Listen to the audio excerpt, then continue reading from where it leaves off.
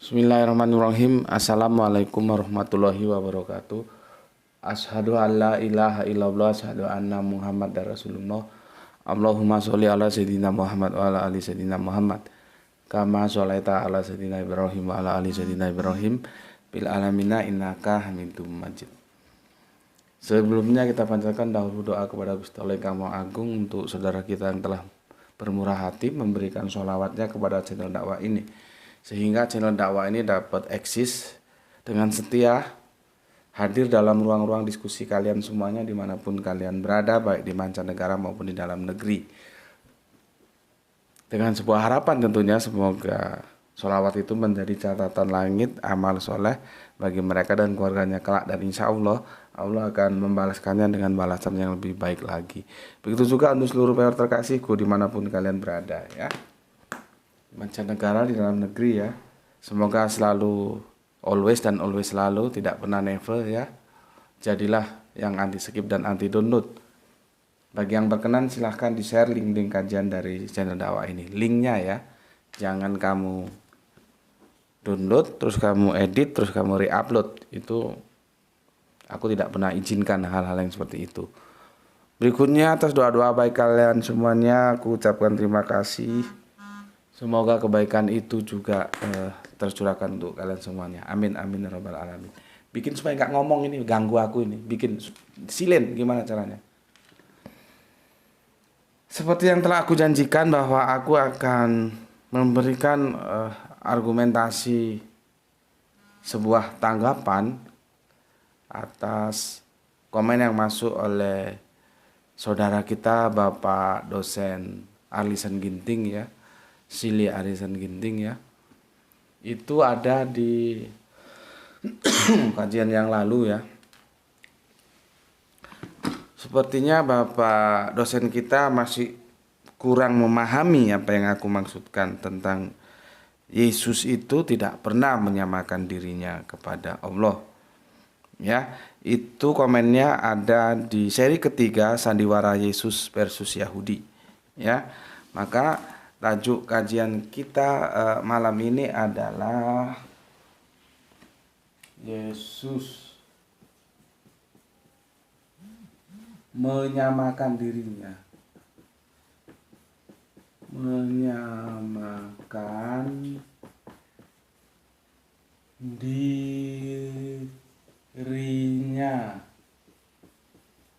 dengan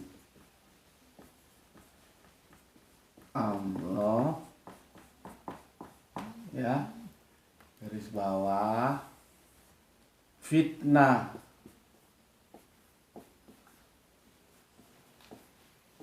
keji Yahudi. Serinya nggak tahu ini bisa selesai atau tidak ya, nanti aja lah ya. Kalau selesai ya alhamdulillah, nggak selesai kita lanjutkan. Aku nggak tahu ini akan bisa selesai ya, jadi serinya nggak aku bikin dulu. Ya. Bismillahirrahmanirrahim.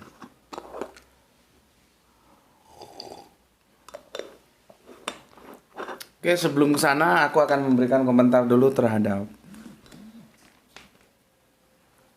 tanggapan yang masuk dari kajian kita kemarin petang. Pertama dari soleha kita Kurnia Nur Huzaifa. Assalamualaikum. Waalaikumsalam Tulang.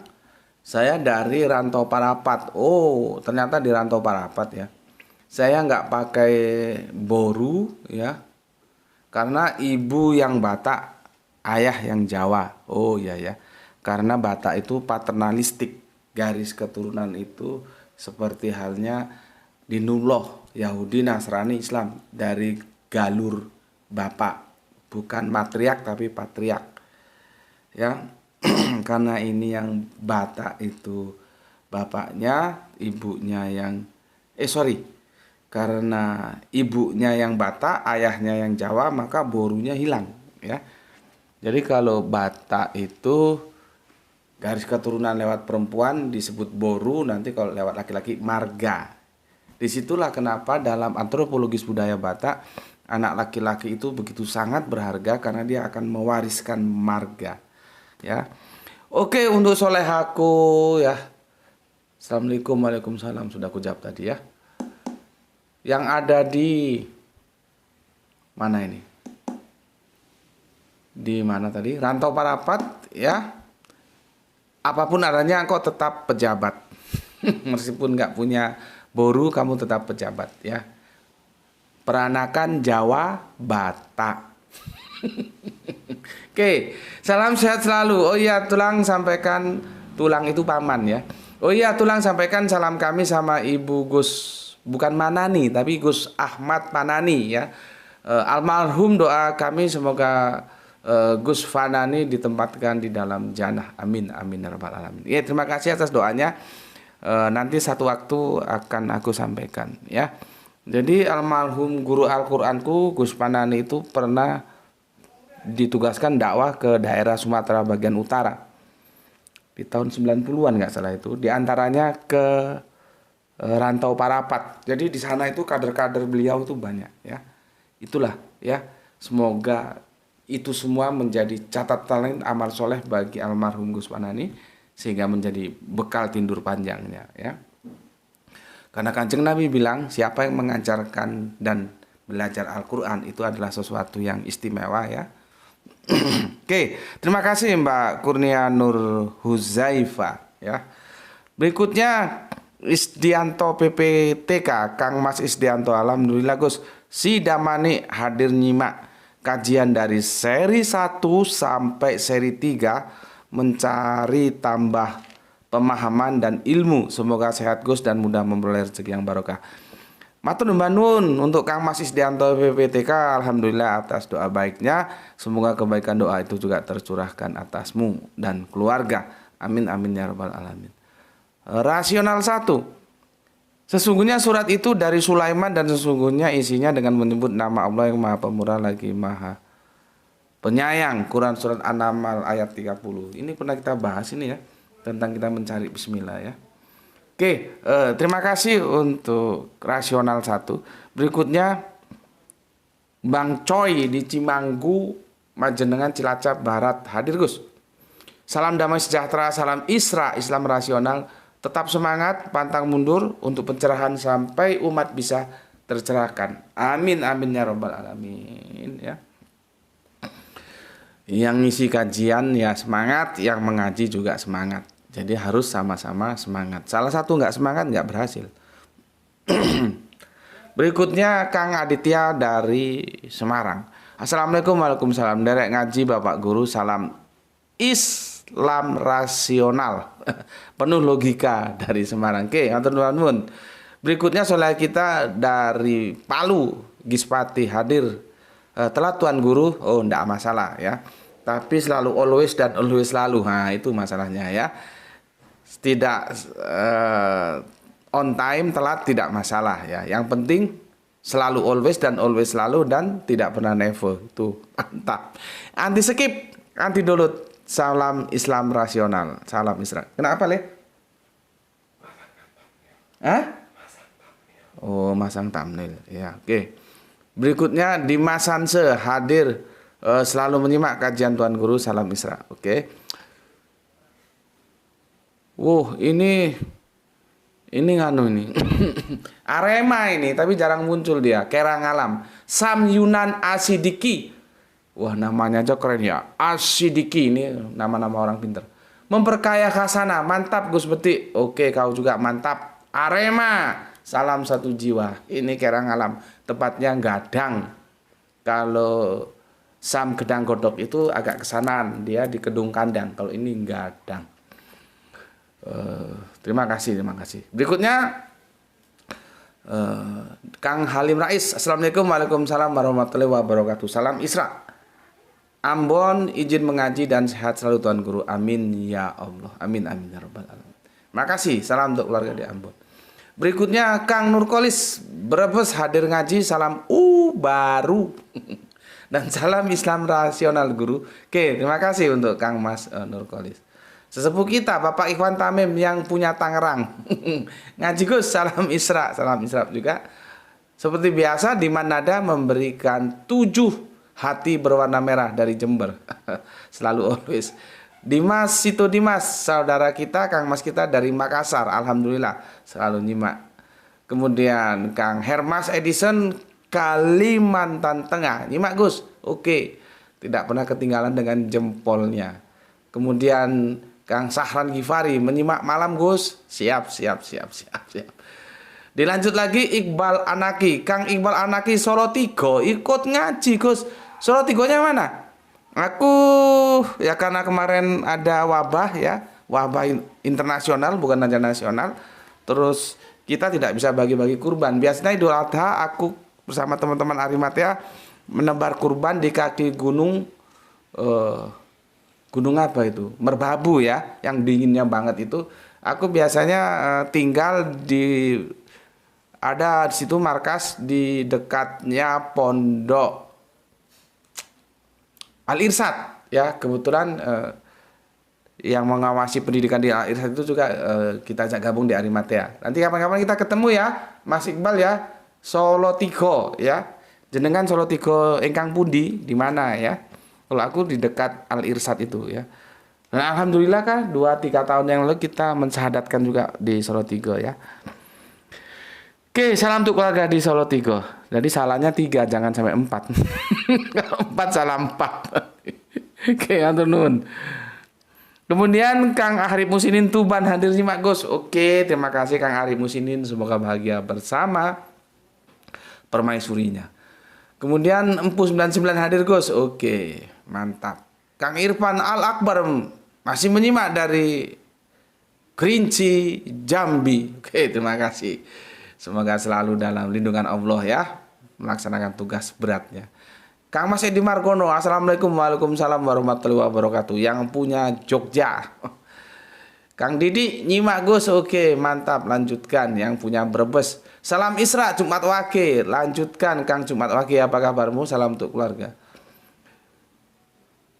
Ini ada pendatang baru ini ya, Lawisa Adriana, nama yang sulit bagi lidah Sumatera apalagi Jawa seperti aku ya. Lawisa Adriana, nama yang bagus. Baru menemukan channel ini, mantap. Semoga betah dan kerasan di sini ya. Ya beginilah keadaannya. Rizal Wahyu Rembang hadir pertama Gus. Waduh, mantap sekali. Terlalu number one, selalu number one, selalu number one. Oke, itu sudah aku bacakan. Sekarang aku mengucapkan terima kasih atas apresiasi kalian, waktu yang diluangkan, tenaga, pemikiran dalam mengisi di ruang komentar, dan aku sudah memberikan apresiasiku ya. Matur nuwun. Sekarang kita masuk ke sini ya.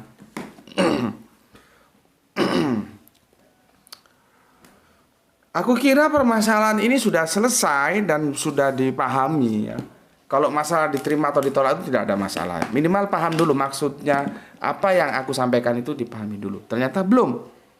Maka perlu kita lanjut, monggo. Ini ada di seri ketiga. Seri ketiga ini apa seri penutup ya? Lupa aku. Sandiwara Yesus versus Yahudi. Iya, seri penutup. Iya, seri penutup ya. Ini komen dari saudara kita ya, itu Bapak dosen Sili Arlinson Ginting MTH. Semoga sehat selalu bersama keluarga di rumah tanpa sesuatu kekurangan apapun, ada gembira bersama keluarga ya. Sekali lagi aku buka dengan salam hormatku untukmu saudaraku yang ada di Tanah Karu. Aku tetap berharap karirmu semakin naik ya. Nggak tahu sekarang di kampus di sini tuh orang berlomba-lomba untuk mengejar profesor ya. Ya nggak tahu apa memang orientasinya keilmuan atau karena dengar-dengar itu uang apanya gitu, 1 bulan 15 juta profesor itu. Bukan gaji loh ya, tunjangan kalau nggak salah. Bayangkan 1 bulan tunjangannya 15 juta.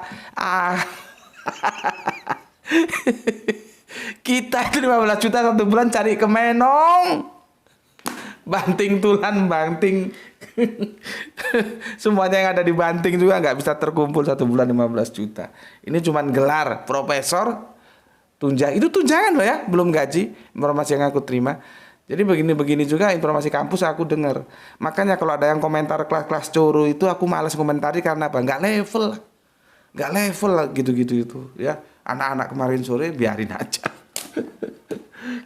Tapi kalau seperti bapak dosen kita ini kan santun, logikanya dibangun dalam tata bahasa yang itu tidak menyerang, menyudutkan gitu ya. Jadi aku tertarik dan aku merasa terpanggil punya kewajiban untuk memberikan apresiasi. Gini, nanti kamu bisa lihat di sini ya. Sini. Ya.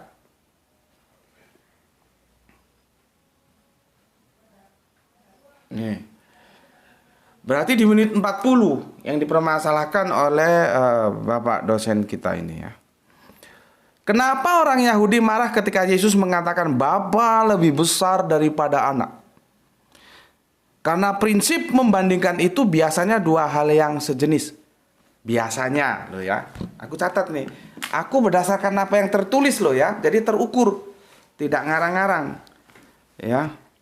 Biasanya ya. Jadi gini. Kenapa orang Yahudi marah ketika Yesus mengatakan Bapa lebih besar dari anak ya. Karena prinsip membandingkan itu biasanya ya dua hal yang sejenis. Misalnya Danau Toba lebih luas dari Danau Singkarak, sama-sama danau. Jakarta lebih luas dari Semarang, sama-sama kota. Tidak mungkin kita membandingkan monyet dengan ayam. Harus dua hal yang sejenis itu. Harus. Ini sudah tidak konsisten. Ini sudah tidak konsisten dia. Di sini dikatakan biasanya membandingkan itu ya adalah hal yang sejenis. Tapi di frase berikutnya harus sejenis. Itu tidak boleh Pak dosen. Ya, itu menjadi problem. Apakah jenengan ada posisi yang biasanya atau harus? Karena ini beda makna. Kalau biasanya, maka boleh biasa, boleh yang di luar biasa. Tapi kalau harus, no choice, tidak ada pilihan. Maka yang dibandingkan itu harus sejenis. Nah ini aku mau ikuti yang mana? Ya. Bismillahirrahmanirrahim. Aku ini berdasarkan tulisan Pak dosen loh ya. Nanti kalau Pak dosen misalkan kan ada kalau aku ngomong misalkan slip tongue, salah ngomong gitu. Kalau jenengan di sini salah tulis, nggak apa-apa, silakan dikonfirmasi. Tapi sementara aku berdasarkan jejak digital yang panjenengan tulis itu tidak konsisten tentang membandingkan. Yang di atas biasanya sejenis, yang di bawah harus sejenis. Itu satu poin tersendiri yang membikin panjenengan mengalami suatu kondisional logika falaki. Nih. Logika falaki itu sesat pikir. Ya. Jadi kalau hal-hal seperti ini, permainan-permainan berpikir begini ini kalau dalam pondok pesantren itu namanya mantik. Ya. Namanya mantik. Ya. Ini sudah adzan kita, ya. Berikutnya ya, itu yang orang Yahudi ketahui. Ketika Yesus mengatakan bahwa Allah dalam kurung Bapa lebih besar dari anak, Yesus berarti ya menempatkan dirinya sama dengan Allah. Makanya orang Yahudi marah. Salam sehat selalu. Ini nggak tahu ini teman-teman bisa sayangnya Pak dosen kita tidak mengutip ayat ya. Kalau mengutip ayatnya mana bisa aku jelaskan. Karena tidak mengutip ayat, maka aku akan menjelaskan mengalir aja lah. Nanti ayat mana yang perlu aku sampaikan. Jadi gini teman-teman ya. Menurut apa yang dipahami Bapak dosen kita yang backgroundnya memang sudah Tritunggal. Tritunggal itu salah satu syaratnya Yesus harus dijadikan Allah itu harga mati. Jadi bagaimanapun Yesus harus Allah. Karena kalau Yesus tidak Allah, nanti Tritunggal itu dengan sendirinya gugur. Ini kekristenan yang dianut oleh Bapak dosen kita, ya, Shirley Ginting. Beda dengan teman kita yang saksi Yehova. Beda dengan teman kita yang Kristen Tauhid. Beda lagi dengan Kristen Mormon. Nah, karena dalam Kristen Tritunggal, Yesus itu harga mati harus menjadi Allah. Tapi kan kita tidak menemukan argumentasi yang tidak ada lagi perdebatan. Karena secara tekstual Yesus tidak pernah mengakui atau diakui sebagai Allah. Tapi kalau mengakui atau diakui sebagai anaknya Ibunda Maryam, itu bisa kita lihat teksnya ada. Nah, makanya kita tidak perlu berdebat apakah Yesus itu bundanya Maryam atau bunda yang lain. Itu tidak perlu diperdebatkan karena teksnya ada. Nah, sekarang Yesus itu mengaku Allah, itu ora ono. Maka teman-teman Tritunggal itu berusaha mengeksplor mungkin mana hal-hal yang bisa dijadikan pondasi untuk membangun pemahaman yang itu argumentatif bahwa Yesus adalah Allah. Salah satunya seperti ini. Artinya kalau kita paham sebetulnya itu ya bermasalah juga. Karena apa? Prasangka, hipotatif. Yesus dalam kerangka berpikir Pak dosen kita mengaku sebagai anak Allah. Terus kata beliau dipahami itu menurut Yahudi berarti dia menyamakan dengan Allah. Nah, karena dia menyamakan dengan Allah, oh berarti dia Allah. Itu kan kesimpulan yang diambil oleh Bapak dosen kita. Yesus nggak pernah ngomong dia Allah. Nggak pernah. Belum lagi nanti kita masuk ke sini, ya. Kan aku sudah bilang berkali-kali, Yesus itu tersalib bukan untuk menebus dosa. Yesus itu tersalib karena dengki. Itu tekstual. Maka dia akan menjadi sinkron bahwa Yesus menyamakan dirinya dengan Allah itu tidak lebih dari fitnah keji Yahudi. Karena Yahudi juga sama. Dia memasang bandrol, Yesus harus mati. Jadi kekristenan Tritunggal, ya, pas bandrolnya Yesus harus jadi Allah. Dalam Yahudi tengah ini, bandrolnya Yesus harus mati. Ketika Yesus harus mati, kan harus dicari alasan. Itu loh. Ini kalau kalian sedikit belajar tentang hukum itu akan ngerti lah. Tidak bisa dibawa ke ranah hukum kalau tidak ada alasan yang bisa itu menjurus menjadi delik.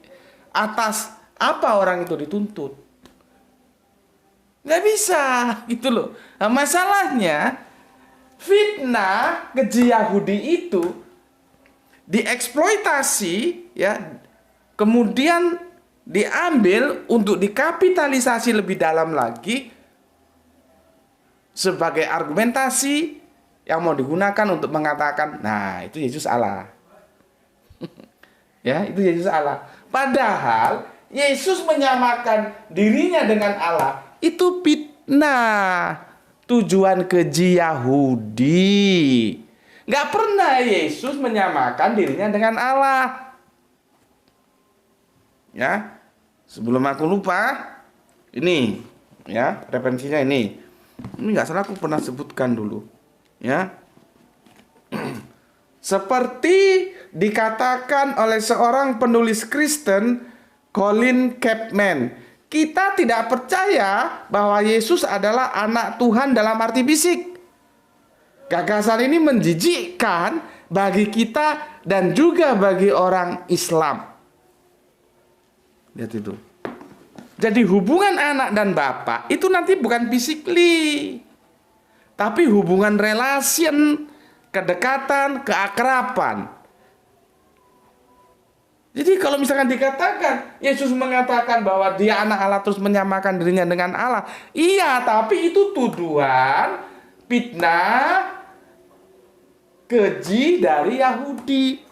Bukan berarti Yesus itu menyamakan dirinya dengan Allah. Itu masalahnya. Ini Colin Chapman loh ya. Berapa lama nih? Ini ya, Colin Chapman ini ya.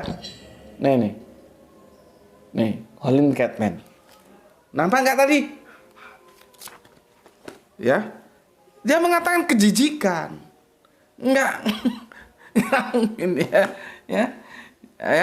Yang masalahnya fitnah keji itu justru dikapitalisasi itu loh, menjadi sebuah argumentasi yang disuguhkan. Yesus itu Allah. Maka aku sekarang akan membuktikan bahwa argumentasi untuk mengatakan Yesus Allah itu berdasarkan fitnah keji Yahudi itu adalah benar adanya. Ya. Jadi enggak ada satu ayat pun yang mengatakan bahwa Yesus itu menyamakan dirinya dengan Allah. Enggak ada. Bagaimana dia mau menyamakan dirinya dengan Allah? Orang dia sendiri bilang ketika ditanya oleh tua-tua Yahudi, apa yang tertera dalam hukum pertama? Dia mengatakan, Shema o Israelu Yahweh Elohenu Yahweh Ehad. Apa masalahnya? Ehad.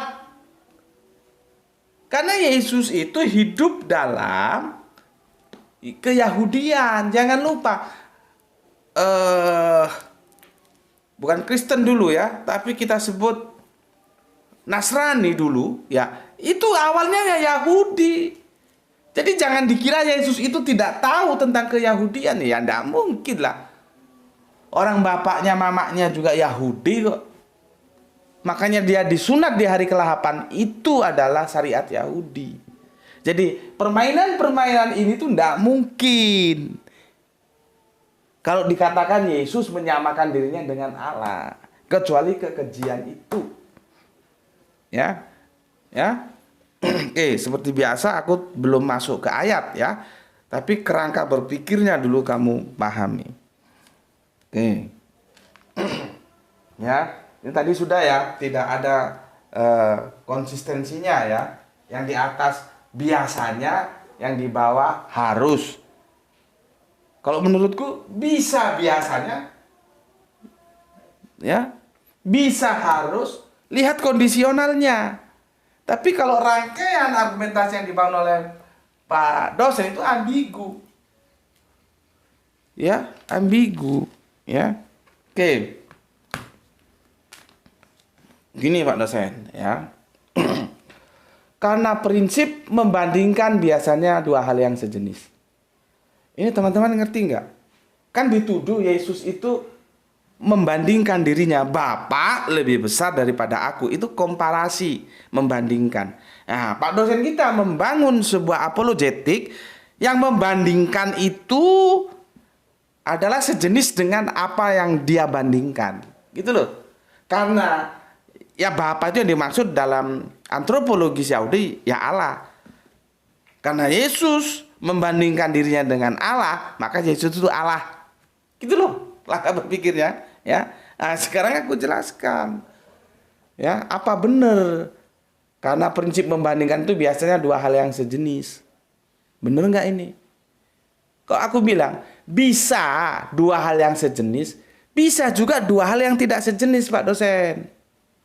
Ya, kalau jenengan kan ambigu ini ya. Karena prinsip membandingkan itu biasanya dua hal yang sejenis. Titik. Misalnya Danau Toba lebih luas dari Danau Singkara. sama-sama danau, titik. Jakarta lebih luas dari Semarang, sama-sama kota, titik. Tidak mungkin membandingkan monyet dengan ayam. Harus. Nah, ini intoleransi yang kedua. Kalau tadi biasanya, sekarang harus. Harus dua hal yang sejenis. Itu yang orang Yahudi ketahui. Ya, Yahudinya tahu Pak dosen, tapi dia tidak pernah mengatakan itu sebagai sebuah keseriusan, melainkan kekejian, fitnah. Ya. Oke, aku mau selesaikan mantiknya dulu ya. Aku besok berarti ini seri ke-1 ya. Ini seri ke-1. Nanti seri kedua kita masuk ke analitik ayat demi ayat ya. Sementara ini kerangka berpikirnya dulu ya. Fundamental perbedaan yang begitu tajam, satu Allah, satu manusia. Ini dulu yang kita selesaikan ya. Jadi landasannya dulu. Kerangka berpikirnya supaya jelas, supaya roadmap-nya tahu ya. Oke. Bener nggak sih ya kata-kata Pak dosen ini ya, bahwa prinsip membandingkan itu biasanya dua hal yang sejenis ya. Ini sudah aku hapus ya. Bentar, aku minum dulu. Bismillahirrahmanirrahim.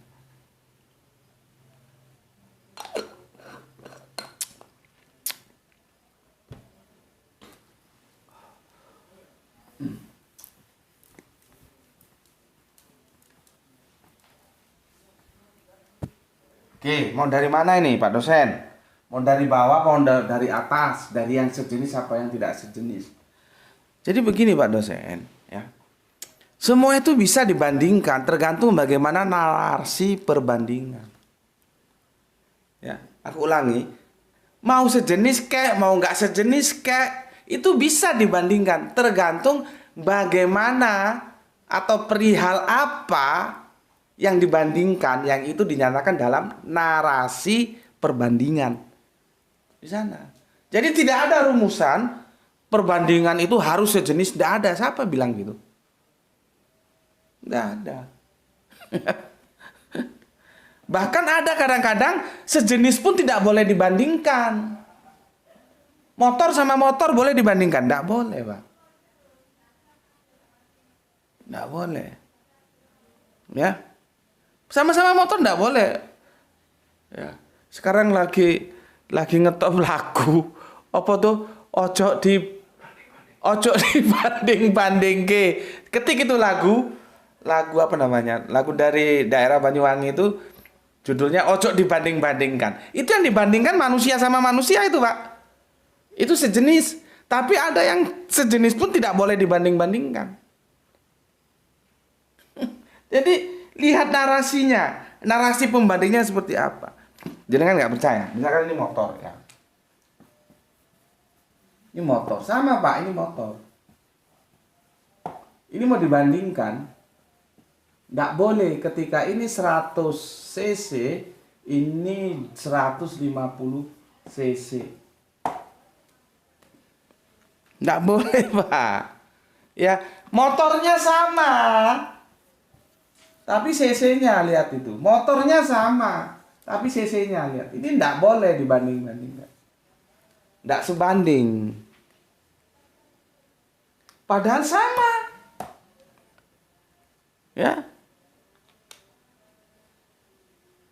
Terus nanti motor sama pesawat terbang. Boleh nggak dibandingkan? Boleh. Padahal tidak sama ya. Ini sama enggak boleh, ini sama boleh. Misalkan gini ya, tergantung narasinya Pak. Ini motor ya, pesawat terbang ya. Nah, narasinya apa? Di sini orang paling banyak punya motor daripada punya pesawat terbang. Bisa nggak? Ini mantek Pak. Kalau jenengan dengar mantik, ya itu diajarkan di pondok. Itu ya logika begini, ya. Ini sama ini. Ini nggak sama, tapi bisa dibandingkan, ya. Bisa. Yang punya motor sama yang punya pesawat terbang itu lebih banyak yang punya motor. Padahal ini sama. ya dengan ini sama tidak? Tidak kan? Kalau ini sama. Ini motor, ini motor. Tapi kenapa tidak boleh dibandingkan? Narasinya lihat. Ini 100 cc, ini 150 cc. Ini sebaliknya, ini beda. Ini motor, ini pesawat terbang. Tapi bisa dibandingkan. Karena narasinya yang punya. Bahwa yang punya motor itu lebih banyak daripada yang punya pesawat terbang. Ayo. Ini kalau teman-teman eksak dulu zamanku itu ada matematika modern ya hampir seperti inilah ya.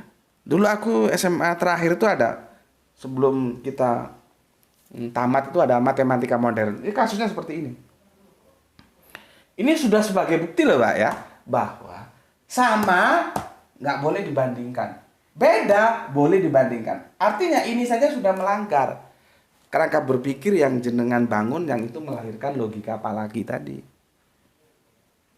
Nggak harus sejenis Pak. Sejenis juga boleh, nggak sejenis juga boleh. Tergantung yang menentukan itu bukan jenisnya, tapi narasi pembandingnya itu gimana. Jelas ya? Oke.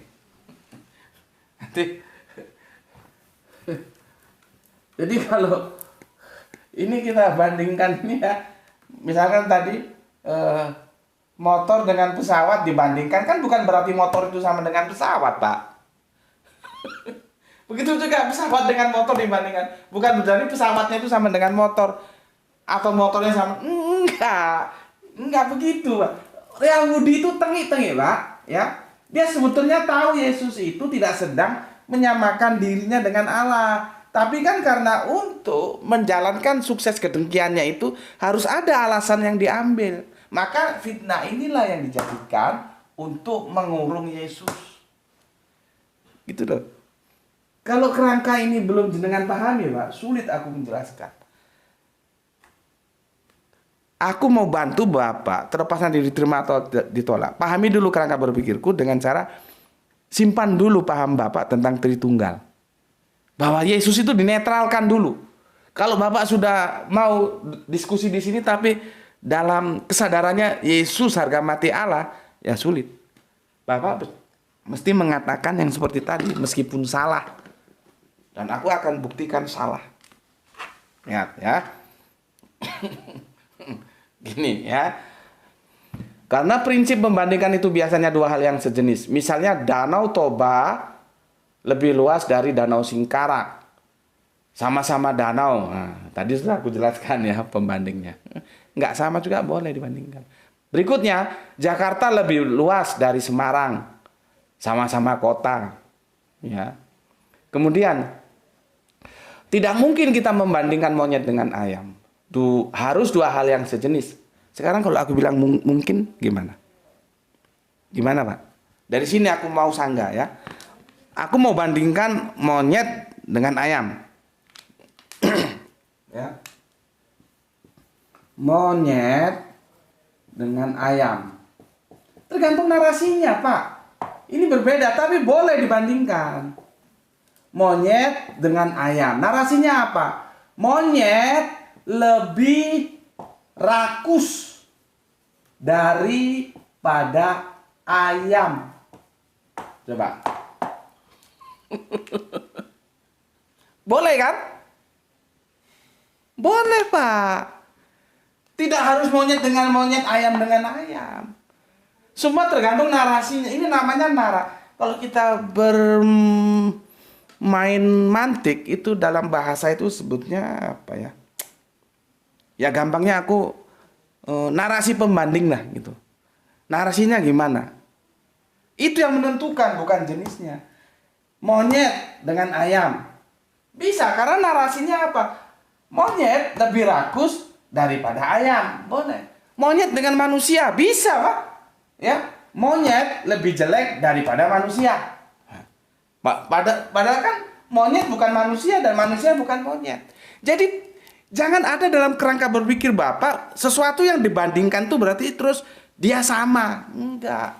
Karena Bapak dan anak mengambil perbandingan seperti kerangka berpikir Yahudi, terus dikatakan karena Bapa itu Allah, Yesus Allah. Nah, itu keblinger, Pak. Itu yang menjadi sesat. Sesat pikir, logika apa lagi? Ya. Ini aku sudah buktikan bahwa monyet dengan ayam bisa dibandingkan. Ya. Oke. Ini satu dulu ya. Nanti aku selesaikan lagi satu persatu. Ya. Ini kalau ininya kamu dasarnya sudah mapan, tinggal aku masukkan teks-teks ayatnya itu gampang kalian nerima ya. Jadi ini jalannya dulu tak bangunkan, jalan berpikirnya tak bangunkan untuk kalian ya. Berikutnya begini. Sekarang kita kalau Jakarta, sekarang Jakarta. Tadi monyet dengan ayam sudah, sekarang Jakarta ya. Jakarta lebih luas dari Semarang, sama-sama kota. Ya. Terus apa ini? Danau Toba lebih luas dari Danau Singkara, sama-sama danau. Sekarang Bapak akan aku tunjukkan, aku bisa membandingkan Danau Toba dengan, sebetulnya aku mau ngomong Siantar, itu kota kelahiranku, tumpah darahku. Tapi karena jenengan pakai nama yang dipilih ini adalah kota Jakarta, maka nggak apa-apa lah, sudah ya. Sebetulnya lebih asik Siantar ya. Tapi oke lah, Jakarta. Aku akan, kan gini, jenengan kan bilang danau ya dibandingkan dengan danau, kota dibandingkan dengan kota. Aku bilang tidak harus begitu. Begini bisa, tapi danau dibandingkan dengan kota juga bisa. Tergantung narasi pembandingnya. Nah, ini aku buktikan. Teman-teman yang belum tahu, Danau Toba itu ada di Parapat ya. Sana itu indah, indah banget Danau Toba itu. Di tengahnya ada Pulau Samosir. Dari sanalah terbangun sebuah marga dari saudara kita yang Batak, yaitu marga Samosir ya. Itu indah itu. Aku tahun 70 berapa lewat sana. Jadi kalau naik bis malam tuh nampak ya. Dulu tahun-tahun segitu itu belum ada orang naik pesawat. Naik pesawat tuh mahal tahun 70-an. Ya. Bisnya itu kalau enggak, yang ngetop dulu bisnya itu ya, yang sekarang masih eksis itu ALS. Terus ANS. Baru nanti ada yang level-level kedua, ini level utama ini. Level keduanya ada Gumarang Jaya, ada Sibual Buali. Ya. Tapi yang papan atasnya itu ALS, ANS. Dan sekarang pertarungan bisnis semakin ketat, sepertinya yang tetap eksis ALS. Kalau kamu tahu, supir-supir dari Tanah Batak itu paling jago-jago semua.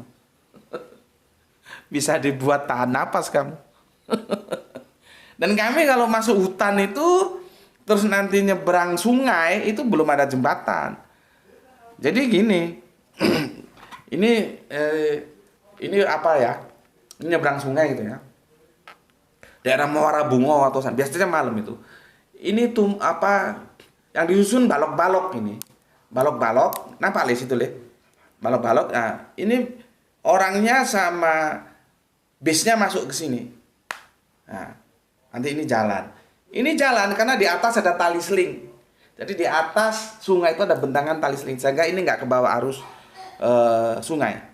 Kalau seandainya, tapi alhamdulillah tidak pernah terjadi ya.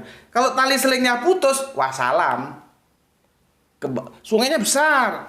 Batanghari itu besar. Itu tahun 70 berapa aku lupa itu.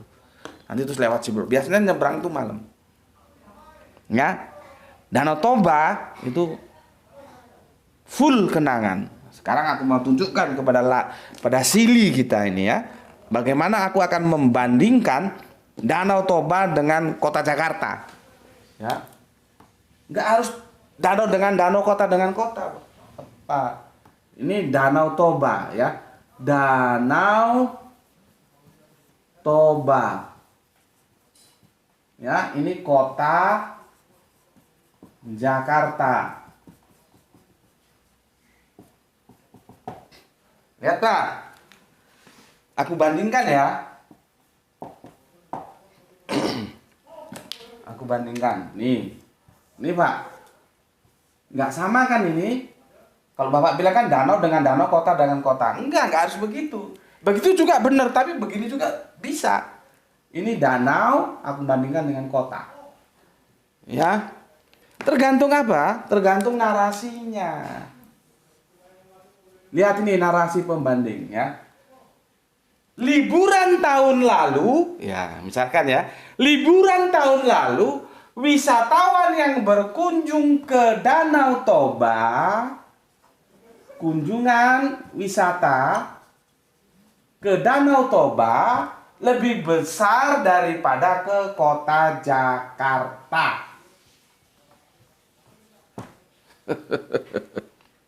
Bisa nggak? Aku ulangi. Kunjungan wisata di Danau Toba lebih besar daripada kunjungan wisata ke Jakarta. Bisa dibandingkan. Ya, makanya aku bilang tergantung narasi pembandingnya. Nggak bisa kita ngomong danau dengan danau, kota dengan kota, kota Jakarta lebih luas atau kota Jakarta lebih ramai dari kota Semarang. Danau Toba lebih luas daripada Danau Singkarak atau Danau Laut Tawar atau danau-danau yang lain. Nggak harus begitu. Begitu boleh, tapi begini juga boleh. Nggak harus danau dengan danau, nggak harus kota dengan kota. Danau dengan kota pun aku telah tunjukkan boleh. Contohnya, Danau Toba kunjungan wisatanya lebih banyak daripada kota Jakarta. Kalau kita baca berita seperti ini misalkan tentang pariwisata, maka kita tahu bahwa pengunjung itu lebih banyak ya yang berliburan ke Danau Toba daripada ke kota Jakarta. Sampai di sini dulu, sampai ketemu lagi, kita esok akan kita lanjutkan di seri yang kedua. Ya. Oke, untuk saudara-saudaraku semuanya ya, jaga Islam, jaga Kanjeng Nabi, jaga Allah, jaga Al-Qur'an menjadi bingkai yang paling dalam di hatimu, keimananmu. Tapi aku perintahkan hormati saudara-saudara kita yang memilih jalan lain, karena itu perintah dalam Islam. Ya, kalau mau didiskusikan tidak masalah, tapi harus dengan baik. Ya, jangan menghujat. Ya, tidak mungkin orang itu masuk Islam karena kamu hujat, itu tidak mungkin. Ya, jadi dijelaskan saja. Kalau mereka ada yang menghujat, ya memang itu mulut anjing, ya biasa. Ya, masih kekanak-kanakan ya, belum dewasa, kita harus maklumi. Tapi kalau sudah dewasa seperti Bapak dosen kita ini kan enak diskusinya. Ya, aku menghormati beliau, beliau menghormati aku. Ketemu alhamdulillah, tidak ketemu haleluya. Oke, sampai ketemu besok. Bismillahirrahmanirrahim. Semoga kita semua mendapatkan rezeki yang barokah, kesehatan yang prima. Alhamdulillahirabbil alamin.